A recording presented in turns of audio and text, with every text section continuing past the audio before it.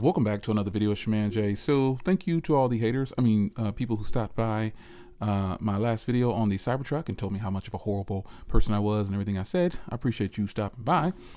So today I'm going to address this again with the CyberTruck. I just wanted to talk about all the good deals that are actually available, man. So if you in fact are looking for a CyberTruck, they are heavily discounted. Now, where I live at, there are a million Cybertrucks driving around, folks. There is a gazillion of them.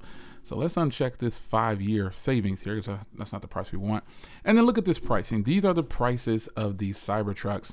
Cybertrucks are selling, but they're not doing as well to the masses like people say. It's just the Cybertruck lovers who are claiming that this is the best truck in the world. And me being a Tesla owner, Plaid, Model Y, this truck is nice, as I said in the previous video. It's just not for me. I don't think even though I can get one for 67 out the door, and probably even lower with these prices right here, I just don't see a need for this yet. It would just be something that I would buy and try to resell or something like that, or just a flex to say, hey, I got a Cybertruck. And I think this is why this truck is considered a lifestyle truck.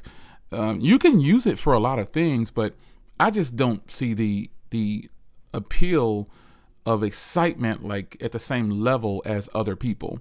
Yes, remember I drove this truck. They gave it to me for a little while and I said, okay, I'll drive it. I scheduled a test drive. I went to the Tesla event and then they basically told me, hey, John, go pick out a vehicle that you want and you can keep it and drive it. And so I ended up going and they said, hey, I went for a Model 3, but they said, hey, do you want this Cybertruck now? And I was like, okay, I'll just get this out of the way and I'll check it out.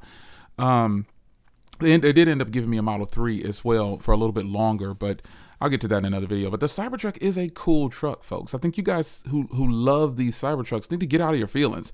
You don't have to come to my video and tell me I'm a loser and all these other things. I think you're kind of pointing out why some people don't like people who drive Teslas. I don't look like an EV driver because of the other cars that I drive, but some of you guys are really sensitive and you really need to get over yourself. There's no other way to say it. If we disagree on something, we just disagree on it. I actually kind of was giving a fair analysis from where I sat with this Cybertruck, and this is what it is. The pricing is really enticing, but this isn't a truck that the masses are going to accept. And so it's still early on. The range is pretty decent at 325. You have to pay. Do you see the pricing to get an extended range on this thing? It's a lot of money. It's almost 20 grand. So that's something that you guys need to think about. When you like something, don't just find excuses as to why you like it and why everybody else should like it. That's not realistic. The fact is, in my last video, this truck is very nice. As I said multiple times in that video, it's just that I don't understand the hype behind it like a lot of people do. We can agree to disagree, but it's a nice truck. I don't think I would buy one for the $100,000 like a lot of you guys paid. And I think that goes to show too. Also, a lot of people paid $100,000 for this truck, $120,000, and the value has plummeted like everything else. It's going down. I guess I won't say the value is going down, but the pricing is dropping, and so anyone could obtain these now. I actually, when I first placed my order years ago, it was for the truck, the rear-wheel drive, the one with 250 miles on the range. That is what I wanted for $59,000. Well, that doesn't exist. They took it off the website. If you go to IRS's website, you'll see that there is a Cybertruck there on the listing that qualifies for the tax credit. But it's a rear-wheel drive Cybertruck, and so maybe they are gonna make a rear-wheel drive Cybertruck, but I don't know. This pricing is very appealing. Like these two right here, man. This only has 1,500 miles on it, and this one is brand new, and it's still discounted $1,600. And then with my military and all the other incentives that I could qualify for, I could definitely get that truck for a little over 60. I've got some major incentives, and I can get that truck for a little over 60. And I think it's a solid truck. I won't take back anything I said in the previous video. I think people just need to pay attention. Don't be so quick to say, hey, this is lazy or you didn't do a good job.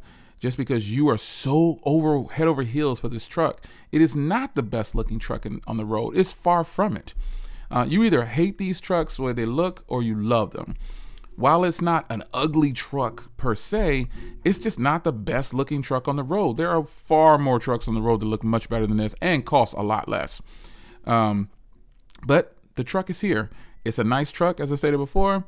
I just think Cybertruck owners, you're just kind of giving Tesla owners or Cybertruck owners a bad name when you get on the internet and start attacking people for their opinion. And this is simply that, just my opinion. I think I could swoop one of these up and drive it for a little bit. It's a really good deal for a lower price, but because this is my cash price, man. I can't finance something like this. I don't see the appeal to finance something like this. And I'm not going to lease it either. You do get that $7,500 credit when you lease, I believe, but then you have to put down $7,500. And you all know that you should not put money down on leases.